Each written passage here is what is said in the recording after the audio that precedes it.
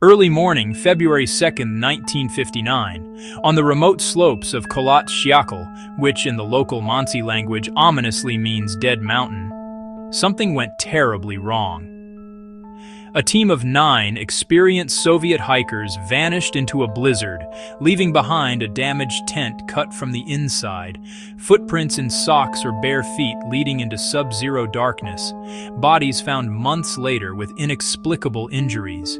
Their names, students, engineers, friends. Their goal, a challenging ski trek across the northern Urals.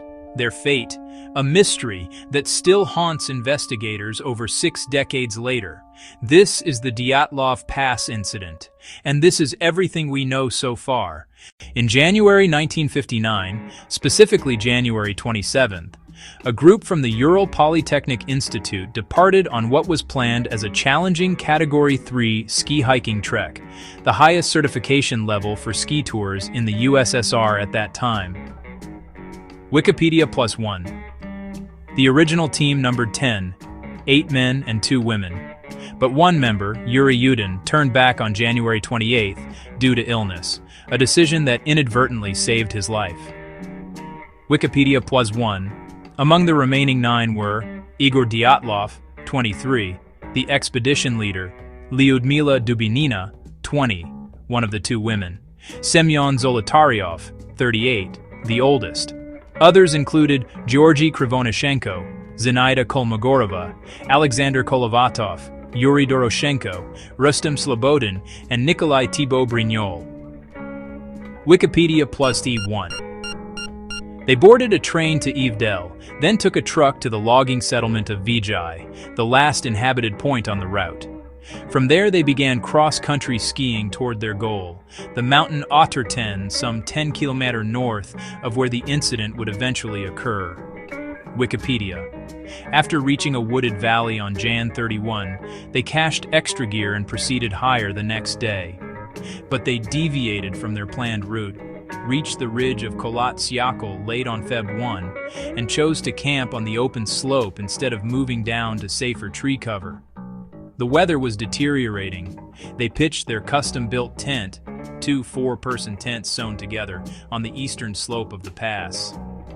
According to witness records, there had been heavy snowfall in the preceding days, and wind speeds were likely very high. SciTech Daily +1. But still, 9 experienced skiers on a known route, well-equipped. So what went wrong? On February 20th, when the group failed to send the expected telegram, friends and faculty at the institute raised the alarm. A search party was dispatched. Wikipedia +1. On February 26th, searchers found the tent, half torn down, partially covered in snow, cut open from the inside. Boots and shoes were still inside. 7 pairs of felt boots, 6 pairs of regular boots, left piled near the entrance. Their outer clothing remained. Dyatlov Pass, +1 footprints. They found 9 sets. Some individuals recorded wearing only socks or a single shoe, or barefoot, heading down toward a cedar tree about 500 meters away into the woods. Yet the ambient temperature was freezing. Dyatlov Pass, +1. Why would they flee their tent in such conditions? And why cut out the tent rather than using the entrance? These puzzles became the first sign that this was no ordinary disaster. The first 2 bodies, Georgy Krivonyshenko and Yuri Doroshenko, were found under a large pine tree near the forest edge, February 26th. They were dressed only in underwear and socks. Wikipedia +1. Over the next days, search continued. Then on May 4th, the remaining 4 bodies were found in a ravine under 4 m of snow, about 75 meters from the pine tree.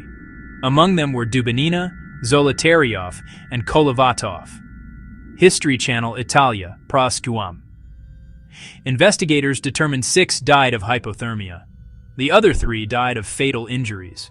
1 had a fractured skull, 2 had major chest fractures, comparable to those from a car crash, yet with no external wounds. Wikipedia +1. Moreover, some clothing had elevated levels of radiation. Some bodies were missing tongues, eyes, or upper lips, adding to the mystery. History Channel, Italia, Prawan. Detailed autopsy findings. For Igor Dyatlov, the report lists edema of the meninges, hyperemia of internal organs, heart cavities filled with dark liquid blood, and 3-4 degree frostbite. Dyatlov Pass, +1. Lyudmila Dubinina's body had massive chest trauma, multiple rib fractures, 6 on one side, 4 on the other, crushing the heart. ErmicVegas.com, +1.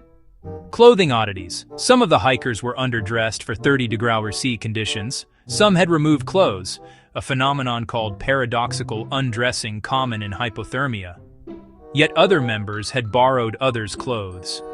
Wikipedia +1 radiological evidence.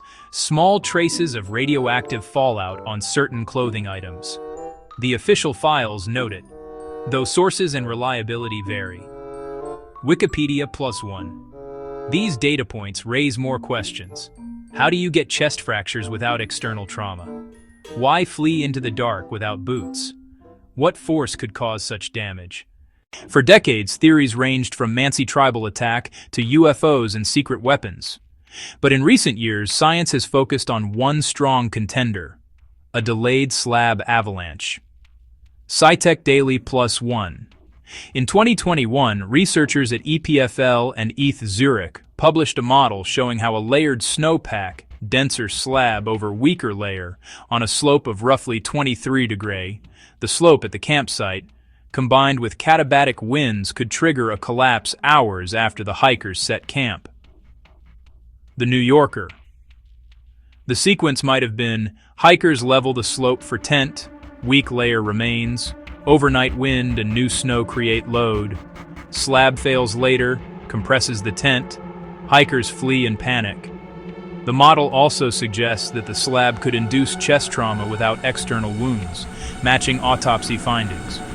ResearchGate. But objections remain. The slope was considered too shallow for typical avalanche. No major debris was found. Some footprints show walking, not running, suggesting no massive panic flight. Ars Technica, +1. Despite these caveats, in July 2020, Russian authorities closed their investigation with the cause listed as avalanche natural force. Wikipedia +1.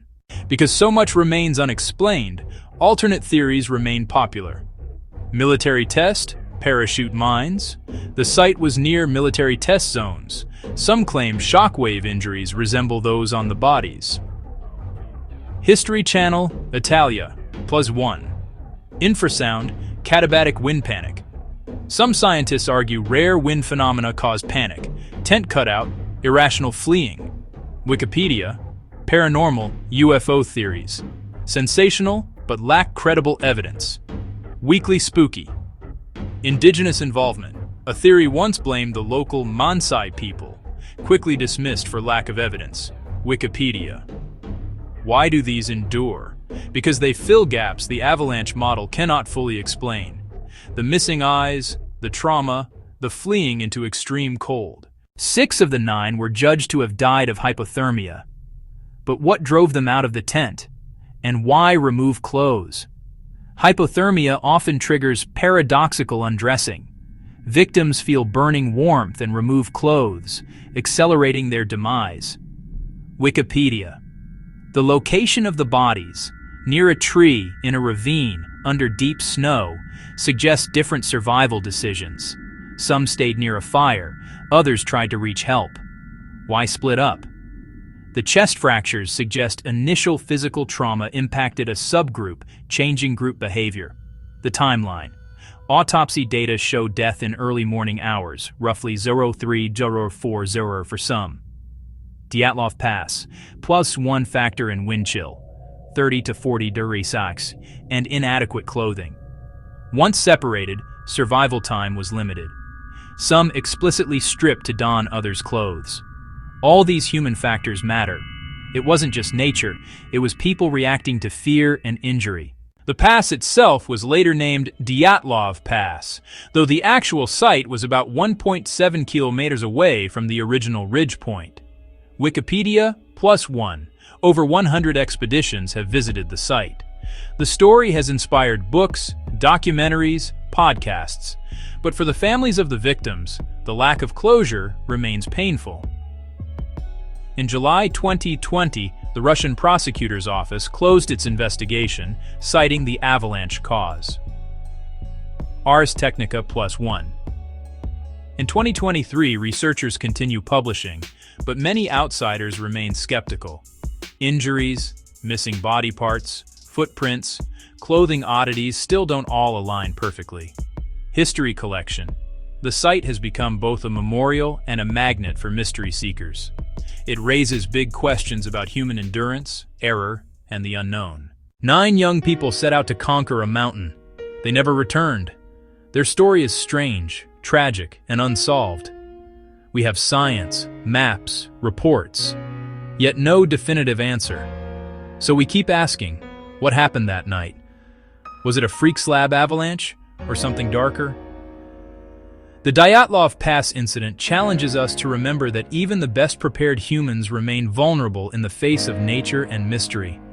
If you enjoyed this deep dive, hit subscribe, tap the bell, and tell me, which theory do you believe? Avalanche? Secret weapons? Something else? Let me know in the comments.